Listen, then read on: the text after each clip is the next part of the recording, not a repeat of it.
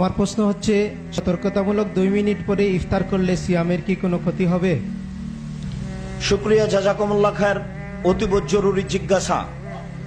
2 minute দেরি করছি সতর্কতামূলক, আমার কি সিয়ামের কোনো ক্ষতি হবে? জি হবে।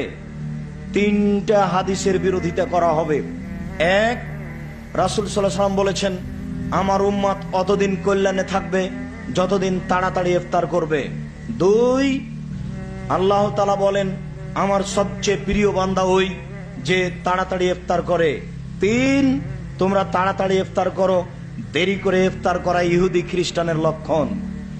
2 মিনিট 1 মিনিট সতর্কতামূলক দেরি করা ইহুদিদের লক্ষণ। শুনে রাখুন, মনে রাখবেন, বাংলাদেশের মাটিতে ইফতারির যত লিফলেট, বিজ্ঞাপন, ইশতেহার, পেপার, পত্রিকা বের হয়েছে, ওর সবচেয়ে যেটা তাড়াতাড়ি করা হয়েছে তার 1 মিনিট আগে করবেন আপনি। এটা হলো সতর্কতা। তাড়াতাড়িতে সতর্কতা, দেরিতে নয়। আমি বুঝাতে পারলাম না। তাড়াতাড়িতে সতর্কতা, দেরিতে নয়।